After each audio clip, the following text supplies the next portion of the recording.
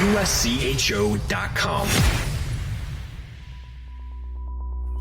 This is the USCHO Weekend Review podcast from U.S. College Hockey Online at USCHO.com. A look at this weekend in college hockey and a review of the top news of the week.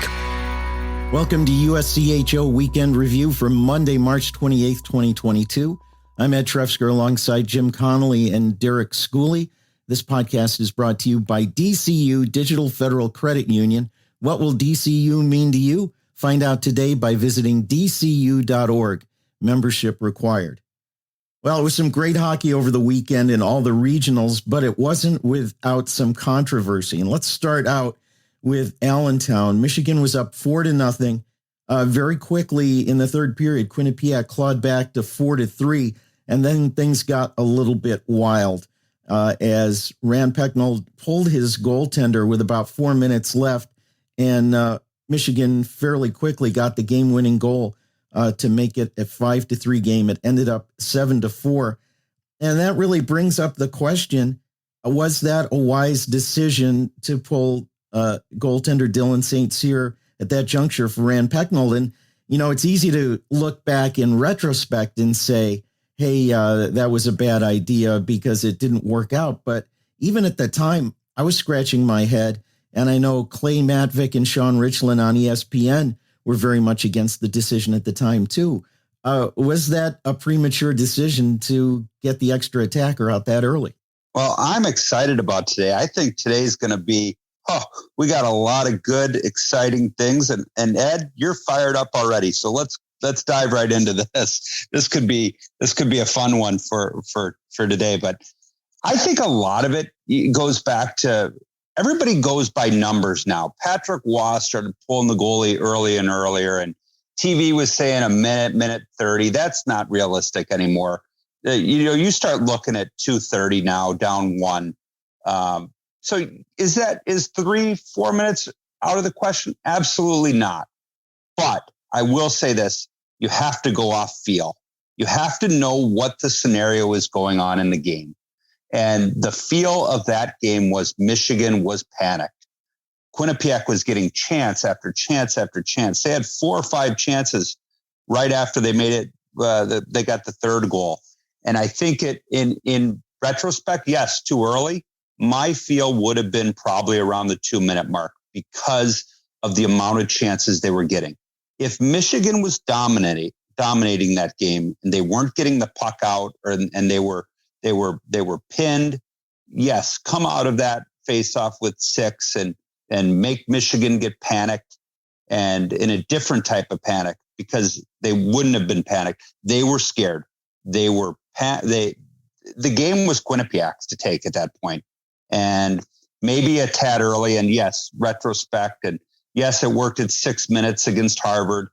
But I think you got to go off numbers, which is right around 2:30, and then you got to go off feel. And the feel probably for me would have been closer to 2. Derek, I agree with you right there. The feel is so important. And maybe the worst thing that ever happened was that it worked against Harvard. 100%. Quinnipiac got a power play with about 6:15, 6:20 left against Harvard, pull their goaltender, make it 6-4, and they scored within like 5 to 10 seconds. It didn't take, basically they scored off the draw. So I'm not even sure that the 6th man in that game mattered, but then you've done it there and you lost that game. So, it would have been better for that not to have worked against Harvard because the outcome didn't change. But then you go into a regional final. You really had Michigan on the ropes and they looked nervous. Those defensemen were throwing pucks up the wall that were not getting out. They were getting quality opportunities that were getting right into the slot. And I thought that Eric Portillo was playing, his best hockey of the game at that point. He never really gave a test once you pulled the goalie. And I think, Derek, you and I talked about this off the air a little bit.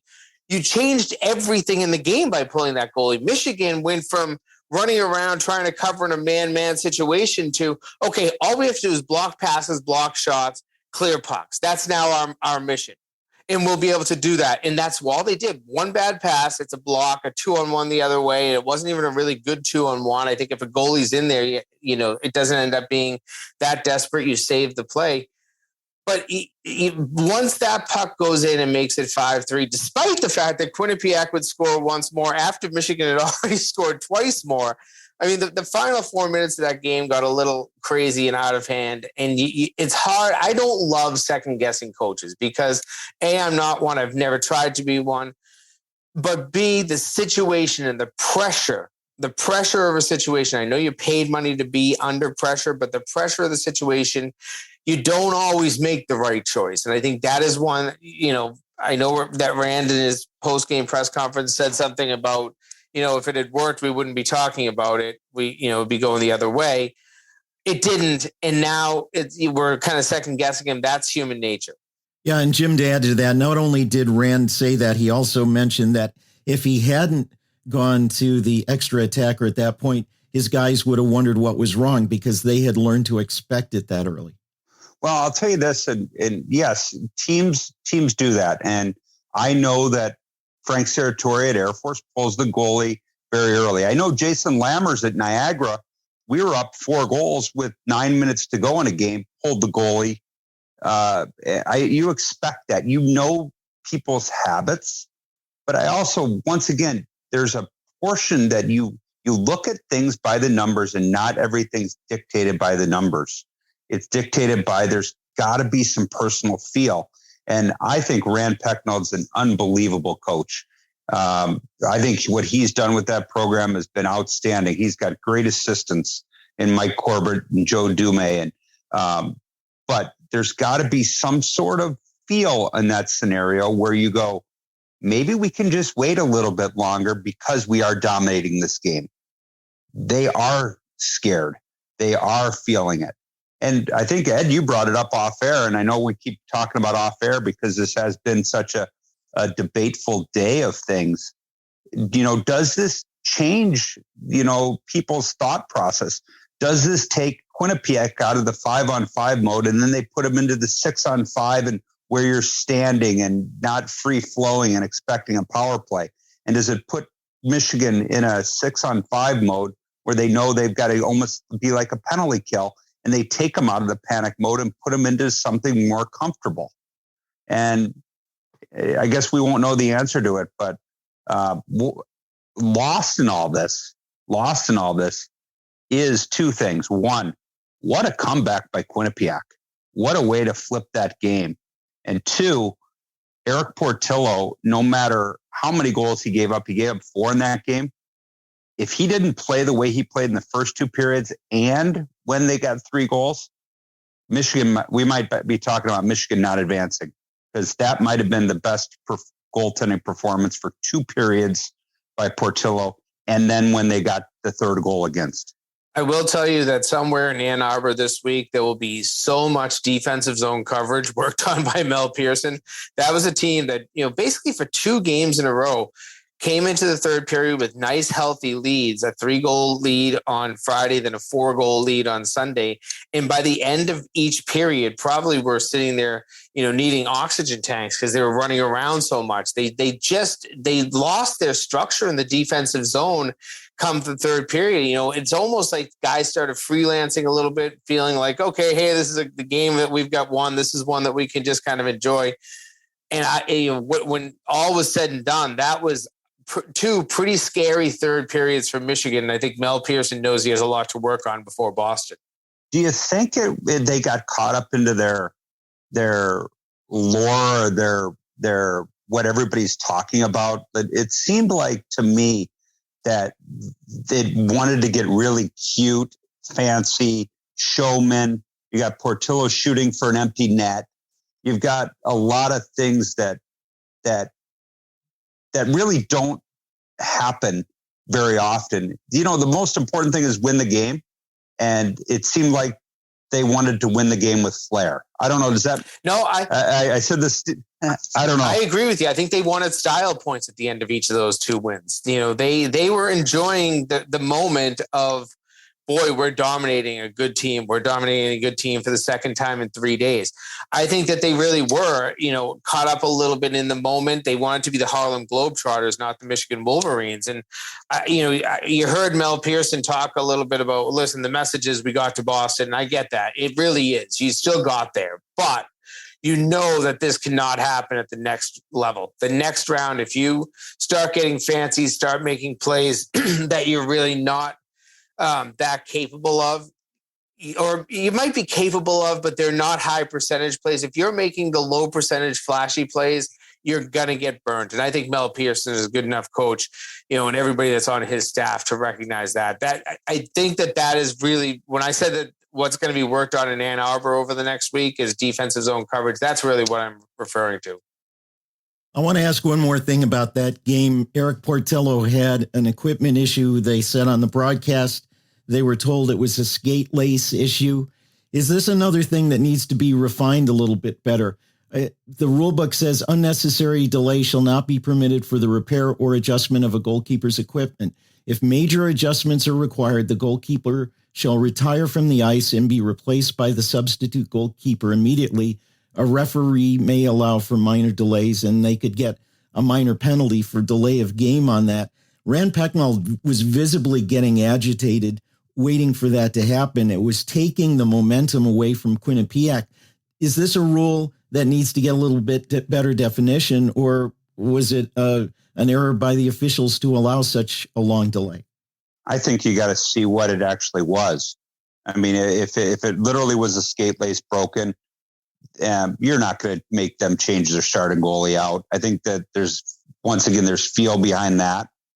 But, if it is something that goes a while, yeah, maybe you do have to get it. But there's gamesmanship being played, though, too. There's undoubtedly gamesmanship, Derek. And on this issue, the one thing I did notice was both referees were over as close as they could be to the bench, watching what was going on. So they knew what the activity was. They knew what the issue was. I think that they understood what the problem was. Listen, we'll talk to the heads of officials out at the Frozen Four in Boston in a little less than 2 weeks, and they'll usually say that on a big stage you don't want to do something drastic. Maybe the rule book dictates it, but sometimes you have to, just like we said, coaches have to have a feel. Sometimes the referees have to have a feel. And if a kid's skate lace is literally broken, and maybe it was, and that's an issue. You're not going to feel comfortable with a broken skate lace as a goaltender. So you want to let them go over, fix it. You're not going to make a team change out their starting goalie. Could there have been gamesmanship? He did it after the third goal. Maybe it was broken after the first goal that was allowed. Who knows? And he was just trying to tough it out. But whatever it was, I from what I could see watching the video, the referees were right on top of it. So I don't have too much of a problem with it. Well, let's go on to Albany, where there was also some fun in one of the semifinal games, and that had to do with Notre Dame and North Dakota. And it looked like Notre Dame had scored a shorthanded goal just as the buzzer sounded. And then it took 10, 12 minutes of review of video. And from what I was told, in Albany, 8 different camera angles, which was part of the delay with that. But during that, there was a lot of speculation, just like the week before between Mankato and Bemidji, where there was a lot of speculation on the internet and in Twitter.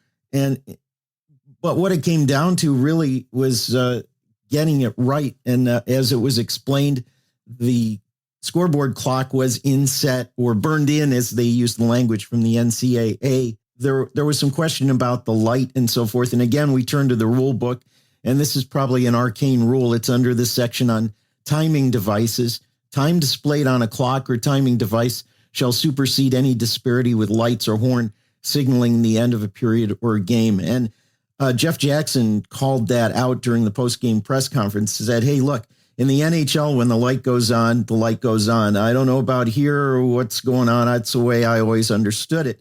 I think this rule is probably in there because you don't know what kind of facilities you're going to have. You have lights, you don't have lights, you have old equipment, new equipment. The rule book is for all levels of men's and women's hockey from D3 to D1.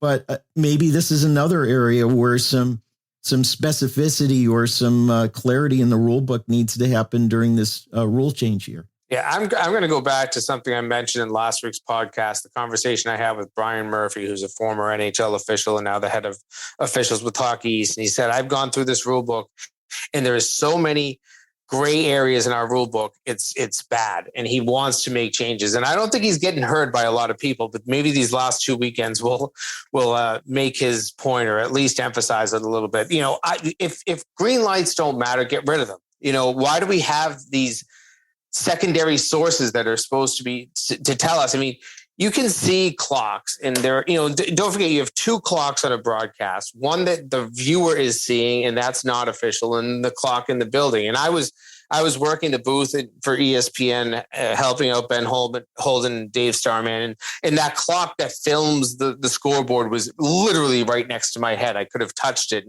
and turned it off if I wanted to. But that clock was the one really quickly, you know, the first view that the officials wanted to see, they saw that clock and it showed that the puck went in about 0.7 of a second after. You know, just that's kind of a mathematical guess on my part. Then you saw a second angle where the puck was clearly in about 0.1 of a second before the green light went on. And I'm sure the referees probably knew the rule, but they wanted clarification. They don't want to go out and say, oh, no goal. And then Jeff Jackson goes back to the locker room in between intermission and comes out swinging a stick at their head because he says the puck was in the net before the green light was on. And how the heck can that happen? You know, this is a building, Albany's a building that has 3 hockey games a year, and they were just this weekend. And they don't have a team anymore. And because of that, probably nobody has tested that system to see if they sync. You know, an NHL building would have it. An NHL building, I think you can use both the clock and the green light probably to get it right. You can't do that in college hockey because despite the fact that this is the national tournament, the biggest stage, we're still playing it in some crappy buildings that don't have hockey teams anymore. And I think that right there alone is just, it starts to be an issue. But listen, at the end of the day, it took 13 minutes and they got it right. But was it a pain in the butt? And I'm glad, just like a week before when Minnesota State kind of thought that they were screwed over and then had to go back out and play, you know, replay overtime and they win it again. Thank God Notre Dame wins it again. If that power play had gone onto the ice for North Dakota, I think they had like 22 seconds left on it. If they had scored and they looked like they were going to threaten, it wasn't until Notre Dame gets a block on the penalty kill and North Dakota takes a penalty to set up the ensuing power play that scores the game winner. But good Lord, like these controversies just feel like there's things that can be avoided. And right now, nobody's doing favors to one another. I think that you're right, Ed. There's too much ambiguity in this college rule book. Somebody needs to fix that. And too many people speculating on Twitter that don't know what they're talking about that is getting everybody riled up. Yeah, but that's natural. That's natural. We've got social media. Get used to it. It's not going to go away and people are going to speculate. It's part of life. But people are using the lack of knowledge by people speculating to say that the people running the game don't know what they're doing. They knew what they were doing between Minnesota State and Bemidji. They knew what they were doing on this one. People were speculating and didn't have the information and said, oh, people don't know what they're doing. They knew what they were doing. It took a long time, but they got it right. And that's something that Brad Berry said after the game. He said, I don't care how long it takes as long as they got it right.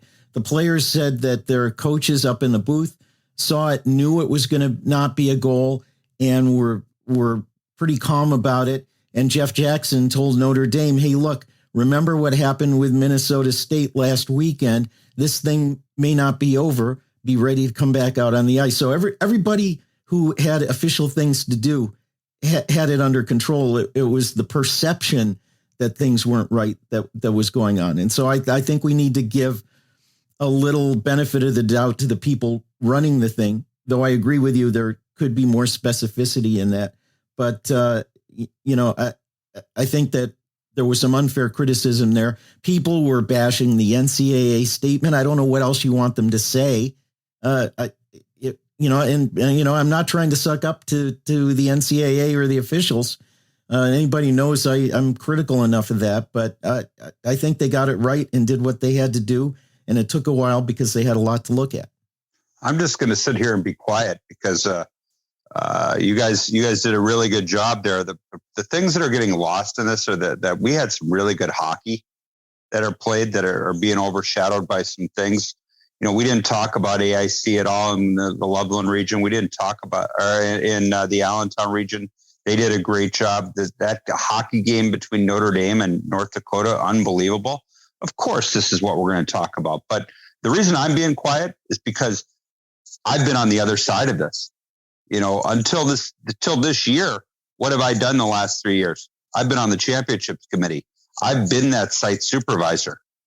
I've been that guy that sat with DV Sport and made at the Dunkin' Donuts Center when Providence won and everybody complained that Providence shouldn't have been in Providence. And I was there and sat with DV Sport and made sure the clock was synced up, made sure all that happened.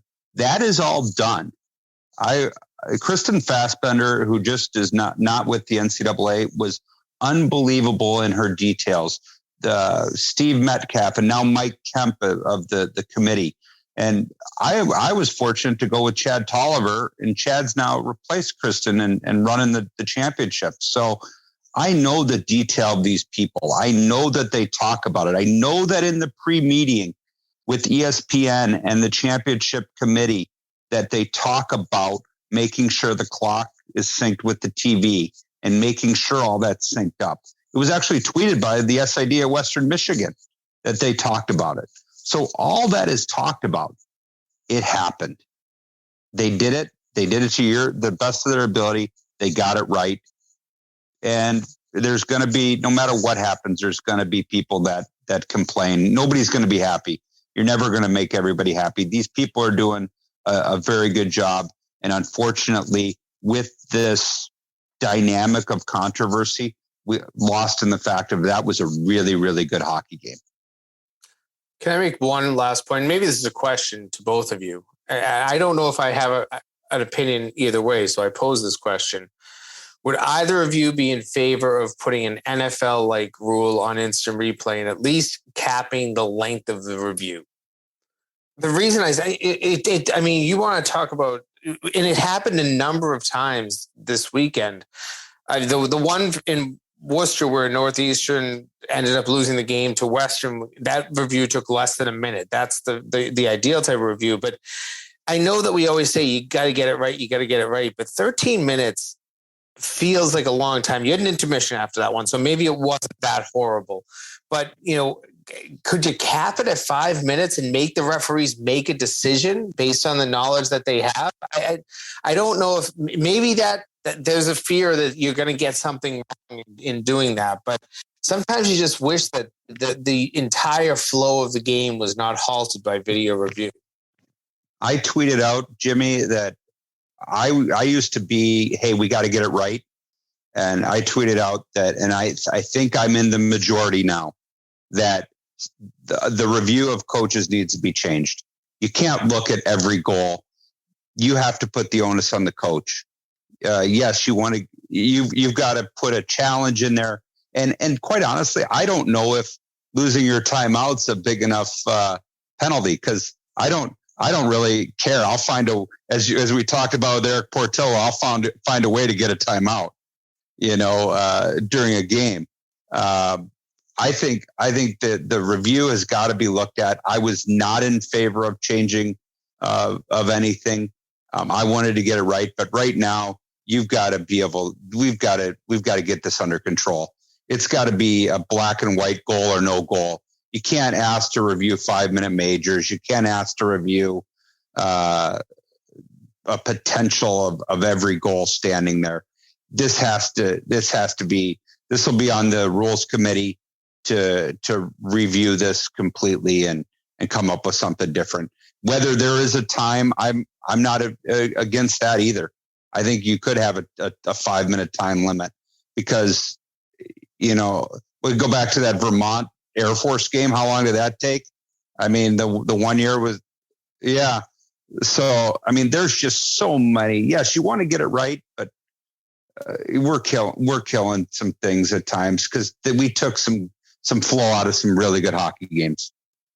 Yeah. in timeouts to coaches, you're right, don't matter. You already have 9 built-in timeouts, 3 every period for commercials in these tournaments. So losing a timeout doesn't matter. It's got to start. You've got to go to the NHL rule, minor penalties if you're wrong on a challenge, and make them challenge more, as your point is, Derek. They've got to actually be trying to challenge more, not just everything just goes in that. Those referees spend as much time in that booth as they do on the ice in a game. But I will also say this: they have to then allow technology on the bench, because that is one of the reasons why there's no technology allowed on the bench. So, and Ed, you would appreciate this. I always like going to RIT because I could watch the replay and know if I want to challenge, because that was my technology, and off of a jumbotron. So if you're going to make a penalty in there, and then if your program doesn't want to get an iPad and hook it up to the camera or whatever, then that's on you. So I think you have to allow technology on the bench if you're going to have a minor penalty. Yeah, and I agree with you on penalties during the game. The review of video to see if there's a major, I saw that in several games down the stretch and in the playoffs, and it drags things out. Yeah, maybe they missed it, but things get missed. I will say, though, if it's a situation where it's a game-winning goal, like at the end of a game or in overtime, that there should be a little more leeway to making sure it gets right. I mean, it was easy on Devin Levi's non-save against Western. That was pretty clear. Some of these others, camera angles, nets in the way, things like that, and even the speed of the puck as it's coming in on a shot, as opposed to trying to make a save, you get some gaps with frames and so forth with that. But all that said, and Derek made a good point, there was great hockey there in that regional in Albany. That Notre Dame, North Dakota game was terrific. Also, the championship game in that. Minnesota State really got the one break of the whole game, what ended up being a pad pass from Furry onto the stick of Nathan Smith, and he got around a piled up Notre Dame defense in the slot that was kind of not sure which direction to go when it came on his stick. The rest of the way, that was really like a very physical chess match. Same thing with the Notre Dame, North Dakota, where you have two teams playing a very tough defensive style, and it's going to be the break or the bounce that comes through that makes the difference. Those were terrific games, and I saw some people online who were getting a little antsy about that Notre Dame, North Dakota game because of the low number of chances and all. And one person called it excruciating, that style of hockey, but it's the style that's winning right now. Yeah, I mean, I was told you never apologize for finding a way to win a hockey game, and that's the way those teams are winning games. Michigan wanted to win by a lot. I mean, they wanted to score, they wanted the style points. Minnesota State didn't care, and there you go. I mean, that's how they play, and it'll be interesting to see how different styles match up against different styles if they end up playing each other. So you got to take beauty's in the eye of the beholder. And sometimes a good defensive chess match is a good hockey game. It's not the excitement of all the horn going off and everybody, the scoring, but there's some of the block shots, players were selling out. I mean, hats off to them. I mean, sometimes a block shot's just as good as a goal. In that game between Notre Dame and Minnesota State, the Mavericks had 15 block shots and the Irish 14 block shots. And Mike Hastings said that he figures his team probably had 6 or 7 block shots in the last 4 minutes of that game. And it really was both those games for Minnesota State, both the 1-0 win and the 4-3 win over Harvard. They had to really buckle down and sell out. There was probably 5 block shots against Harvard right at the end there too, to allow them to move on. It was pretty exciting at the end of both those games. The one thing, Ed, I think, that impressed me out of that region the most is Minnesota State won 2 very different games. They won a game that started really wide open against Harvard. They had to go through some adversity when Harvard scored 2 really quick goals to take a 3-0 lead and make it 3-2. And I'm sure that there were some maybe not players, because I think there was only a couple of players remaining from that team that blew a 3-0 lead to Providence back in 2019. But I guarantee you the coaching staff remembered that moment and had to sit there and kind of say, okay, guys, what are we doing here? How do we tighten things up? They did a great job in the third period, I thought, when they got that 4-2 lead. Even though Providence struck again late, I thought that they're both games when it was pull goaltender situations, you just kind of referenced it. A lot of block shots, a lot of really solid hockey defensively. And I think that, of all the 4 teams that are going to Boston, Minnesota State has proven many times this season they can win different style of games. They're really good. I mean, they've had a lot of leads throughout the season, but they have figured out ways to protect the leads better than they did in years past. That's what impresses me about this Minnesota State team. Yeah, Mike Hastings said he was really happy to get out of that second period, and that could have ended up being a real domination by Minnesota State, but Harvard got on the scoreboard first with a puck that went off of Dryden McKay's skate and in the net, so kind of a fluky goal, but all of a sudden that brought life to Harvard, and then they get the next one in short order, and all of a sudden it seemed like a game. But shows you how quickly things can turn. But why don't we look at a couple more of the regionals? Worcester, Minnesota came back. They're down 3-1, came back to tie it, and then won in overtime 4-3, eliminating UMass, and then rolled over Western Michigan. It was a 2-0 game late, an empty netter.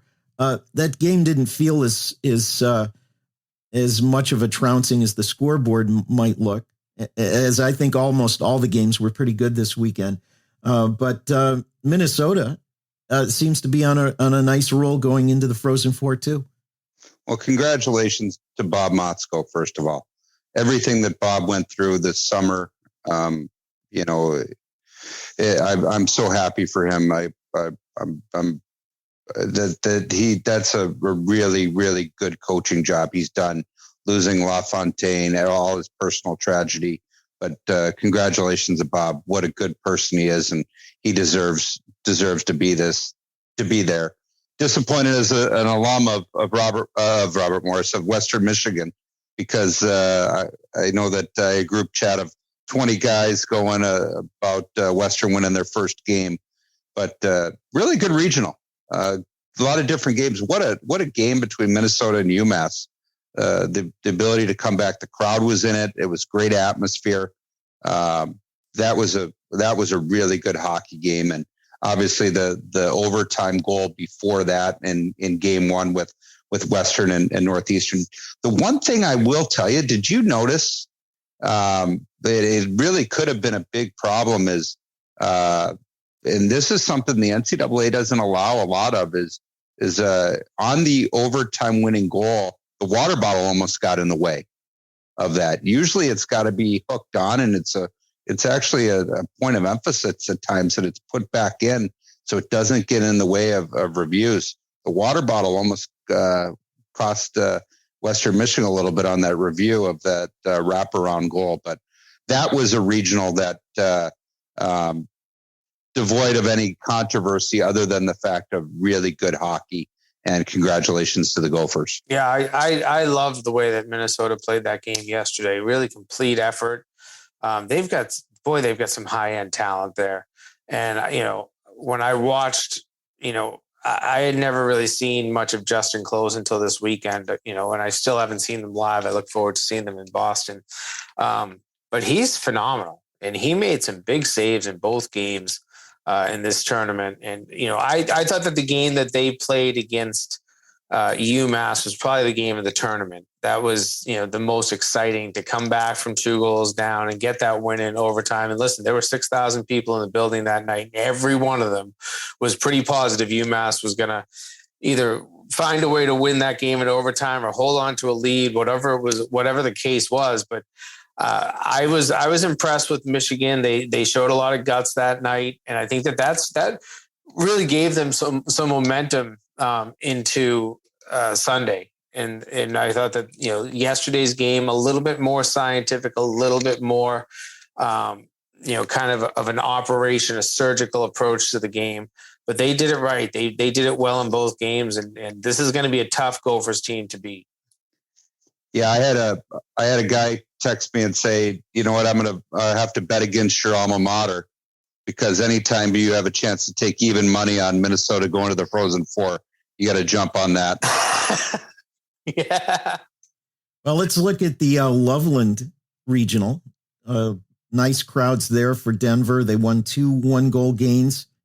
They won 2 one-goal games, winning over 2 kind of similar teams, UMass Lowell and Minnesota Duluth. And I'm wondering, what does this say about Denver and their upcoming matchup against Minnesota State? Have they shown that they are equipped to take on a team that plays like the Mavericks? I think they do. They've just faced, basically 2 lockdown defenses and with good goaltenders and came out on top. I was really impressed with their effort against UMass Lowell on Thursday night. They got, despite the fact that I know Lowell had a really good first period and unfortunately couldn't come out on top for Lowell, but from that point on, I thought that Denver had some dominance. And hey, credit to Lowell, they kept fighting back and they kept getting back in the game. But opportunistic Denver, when they get their speed going, now I can see why they're the number 1 offense. They move the puck really well. They get up and down that sheet really well.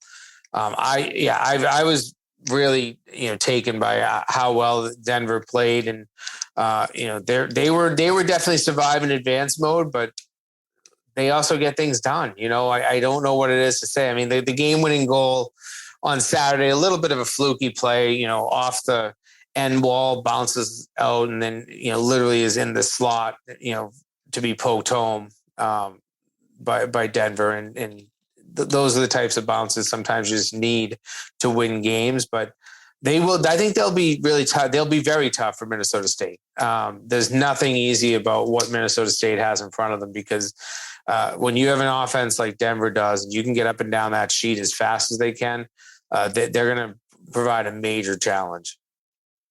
I guess that was the boring regional. I mean, there's no controversy, nothing really crazy, just a workmanlike performance. I mean, it's as easy as it comes. I mean, I guess you go and go out and don't have to travel too far from your home. You get a good crowd, good atmosphere, and next thing you know, Denver's going to the Frozen Four again. Well, when we come back, we're going to take a look at attendance around the different regionals, and all Western Frozen Four are coming to Boston, and what our thoughts are for that Frozen Four coming up. That's when we continue. This podcast is sponsored by DCU, Digital Federal Credit Union. Visit dcu.org. This is the USCHO Weekend Review podcast from U.S. College Hockey Online. Sometimes it's not about wanting a new car, it's about needing one. And I needed one I could rely on. So I got an auto loan with DCU. They offer the same low rates on both new and used cars, and I was able to borrow a little extra to make a used car as good as new. My auto loan from DCU means a ride I can finally rely on, which feels like a pretty big thing. What will DCU mean to you? Insured by NCUA. Membership required. Visit dcu.org.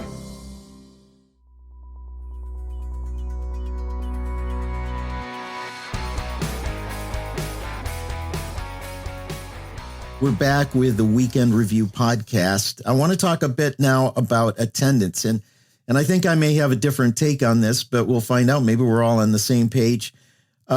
Jim, as you noted, to preface for this, Loveland was the only regional that came close to a sellout. Pretty good crowd with UMass and Northeastern in Worcester, but only about 6,000. North Dakota played in front of a very small crowd in Albany, but there were about 3,500 for the Minnesota State Notre Dame game on Saturday, and it felt pretty good in the building there. I guess, is there a solution? And let me ask, first of all, is this really a problem? Is it a problem for the local hosts not selling enough tickets? Is it a problem for perception? I think the main problem is turning things around to get people to regionals on time. You find out Sunday night who's in the tournament and where, and then you've got till Thursday to get somewhere. Flights are not cheap on 3-day notice.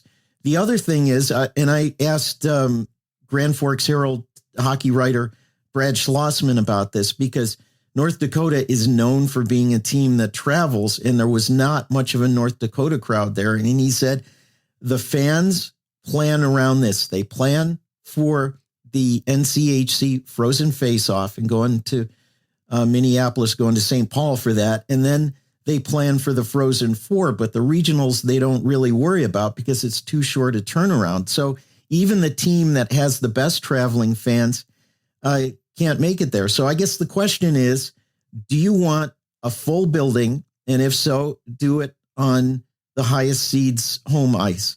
If you want bracket integrity and you want neutrality on sites, keep doing it the way it is, and don't get too caught up about the attendance if you can pay for the game. So my view on this, and I may be a minority view, but I don't think attendance is that big a deal if you want to make sure that you have neutral sites and bracket integrity. I for one, I would be okay with not having preset regionals and taking the top 4 teams and saying you're going to host. But there will always be a caveat that you've got to be able to host.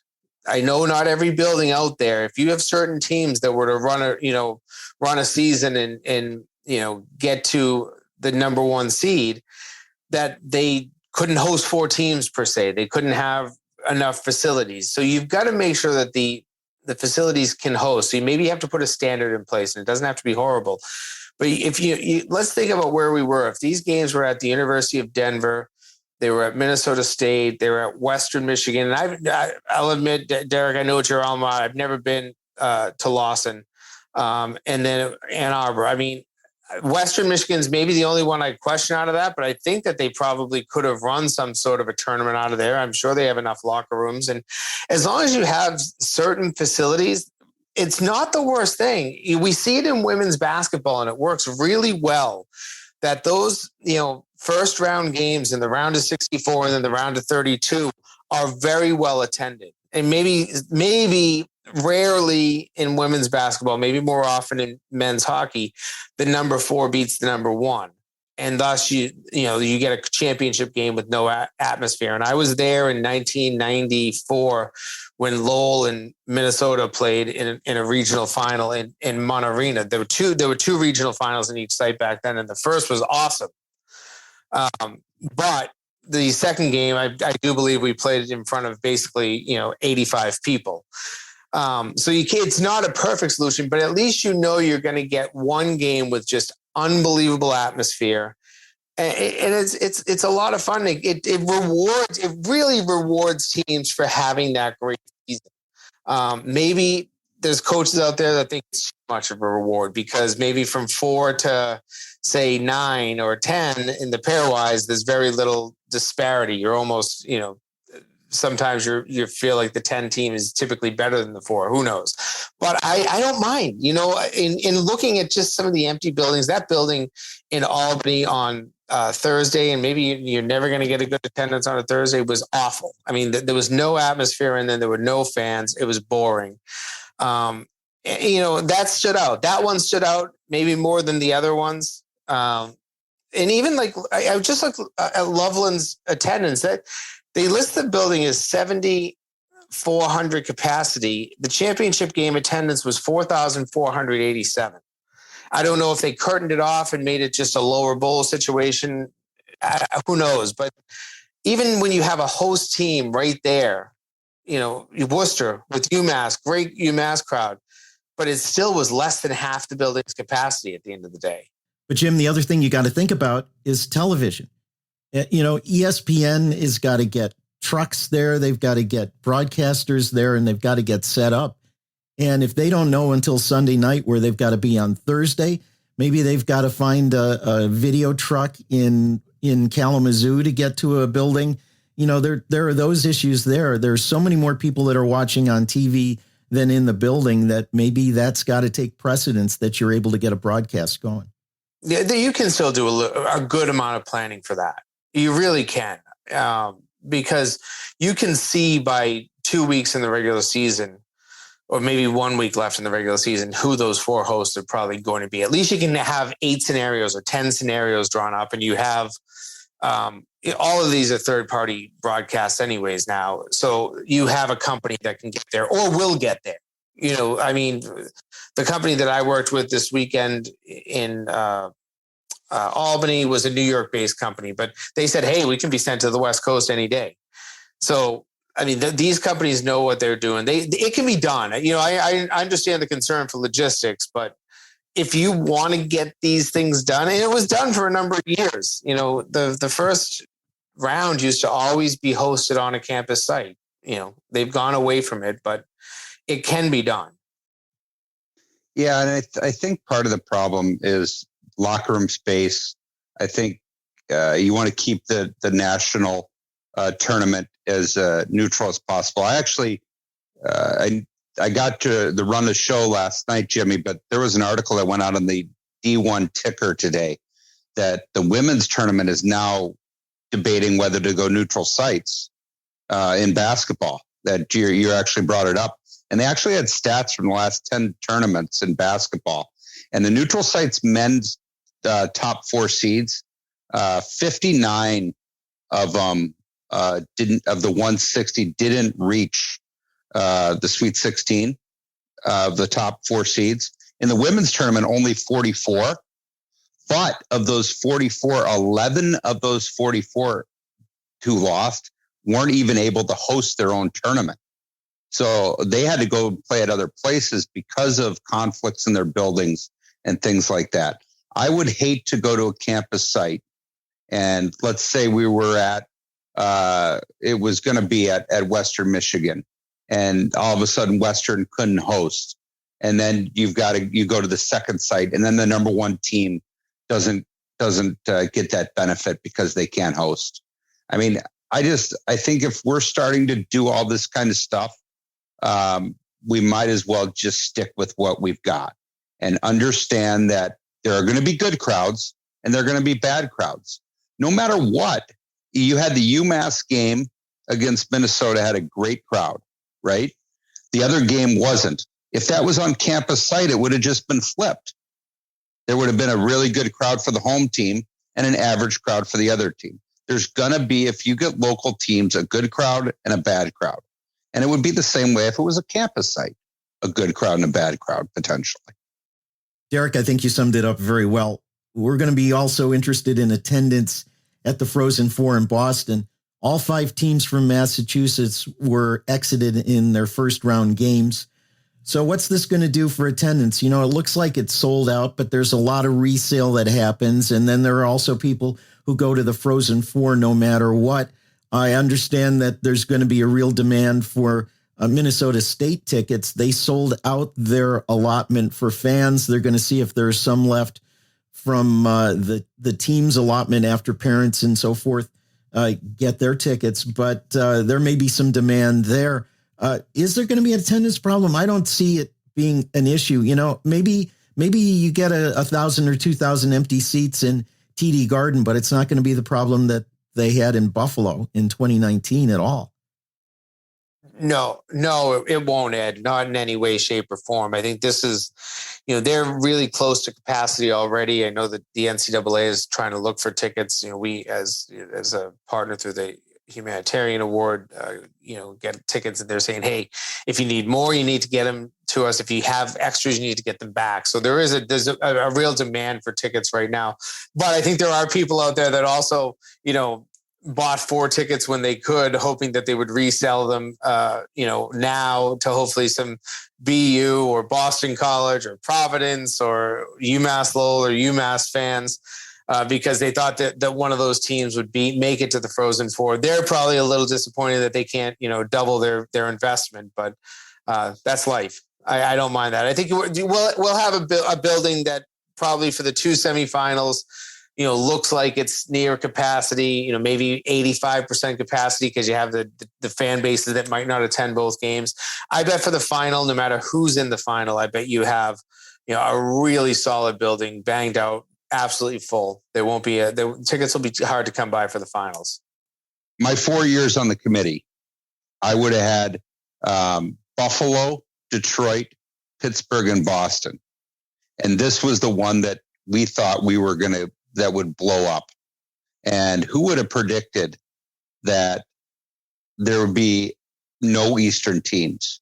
I mean, I don't know how that even would have thought in anybody's mind when this was going to happen, that there'd be no Eastern teams. So now you've got resale markets. I think you're gonna travel well. You're not going to have a Buffalo. But I think the enthusiasm may wane a little bit because there's no local Eastern team in the area.